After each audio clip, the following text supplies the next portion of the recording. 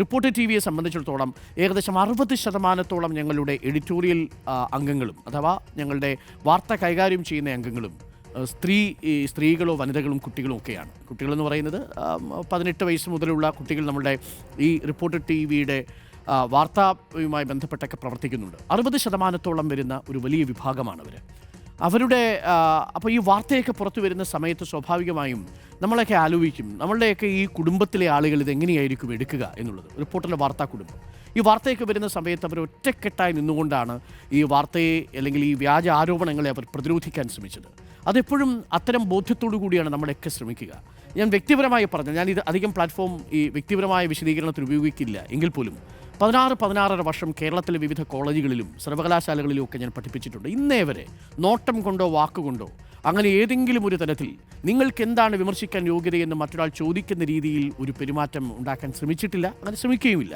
അതിൻ്റെ ആവശ്യവുമില്ല എന്നുള്ളതാണ്. നമ്മൾ പഠിച്ചു വന്ന സാഹചര്യവും നമ്മൾ വളർന്നു വന്ന സാഹചര്യവും ഒക്കെ എത്രത്തോളം പരീക്ഷണങ്ങൾ നിറഞ്ഞ കാലമായിരുന്നല്ലോ. അപ്പോൾ അതുകൊണ്ട് അത്തരം പ്രിവിലേജുകളൊന്നും ഒരു കാലഘട്ടത്തിലും അനുഭവിച്ചിട്ടില്ല. അതുകൊണ്ട് ഒരു കാരണവശാലും പ്രിയപ്പെട്ട പ്രേക്ഷകർക്ക് നിങ്ങൾക്കത് എന്താണ് വിമർശിക്കാൻ യോഗ്യത എന്ന് ചോദിക്കുന്ന തരത്തിലേക്ക് നമ്മൾ മാറില്ല എന്നൊരു ഉറപ്പ് മാത്രം നൽകാം. അന്ന് അങ്ങനെ ചോദിപ്പിക്കുന്ന അവസ്ഥ വന്നാൽ ഈ പണി നമ്മൾ അവസാനിപ്പിക്കും. അതുകൊണ്ട് ധൈര്യമായി തന്നെ നമുക്ക് തുറന്ന് വിമർശിക്കാനും ചോദ്യങ്ങൾ ചോദിക്കാനും ഒക്കെ കഴിയുന്ന അവസ്ഥയുണ്ടാവണം എന്ന് മാത്രമേ നമ്മൾ പറഞ്ഞുള്ളൂ. അത് ഒരിക്കൽ കൂടി ഞാൻ പറയുന്നു എന്ന് മാത്രമല്ല ഇന്നലെ ആ ന്യായാധിപന് തോന്നിയ ചോദ്യം കേരളത്തിലെ മാധ്യമപ്രവർത്തകർക്ക് തോന്നാഞ്ഞതെന്ത് എന്നെ അത്ഭുതപ്പെടുത്തുകയും ചെയ്തു. ഇതൊരു സൂചനയല്ലേ? നിങ്ങൾക്ക് ആർക്കെതിരെ വേണമെങ്കിലും ഇത്തരത്തിലുള്ള മാരകമായ വകുപ്പുകൾ, ഇപ്പോൾ സെഡീഷൻ എങ്ങനെയാണ് കേന്ദ്ര സർക്കാർ ചുമത്തുന്നത് എന്ന് നിങ്ങൾക്കറിയാമല്ലോ പലപ്പോഴും. അതേപോലെ സംസ്ഥാന സർക്കാരും തുടങ്ങുകയാണെങ്കിൽ എങ്ങനെയാണ് നമ്മുടെ നാട്ടിൽ മാധ്യമപ്രവർത്തനമൊക്കെ സാധ്യമാവുക? ദേ ആർ ജേർണലിസ്റ്റ്, അവർ മാധ്യമപ്രവർത്തകരല്ലേ, അവർക്ക് കാര്യങ്ങൾ പറയാൻ കഴിയില്ലേ എന്ന് ഒരു ന്യായാധിപൻ ചോദിക്കുന്നതിൻ്റെ ബോധ്യം കേരളത്തിലെ മാധ്യമപ്രവർത്തകർക്ക് ഉണ്ടായിരുന്നെങ്കിൽ എന്ന് മാത്രമേ ഞാൻ പറയുന്നുള്ളൂ. ഒരു കാര്യം ഞാൻ പ്രേക്ഷകരോട് പറയാം, ഈ വിഷയം ജയശ്രീ മിശ്ര പറയുന്നത് പോലെ എല്ലാ അവസാനങ്ങളും വേഷം മാറിയെത്തുന്ന തുടക്കങ്ങളാണ്.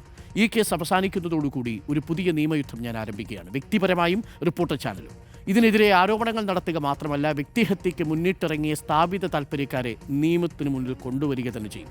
അക്കാര്യത്തിൽ ഒരു വിട്ടുവീഴ്ചയുമില്ല. കാര്യം ഇത് പ്രേക്ഷകർക്ക് വേണ്ടി നിങ്ങൾ വിശ്വസിക്കുന്ന വ്യക്തി എന്ന നിലയിൽ, നിങ്ങൾ വിശ്വസിക്കുന്ന സ്ഥാപനം എന്ന നിലയിൽ ഞങ്ങൾ ചെയ്യേണ്ട മിനിമം ബാധ്യതയാണത്.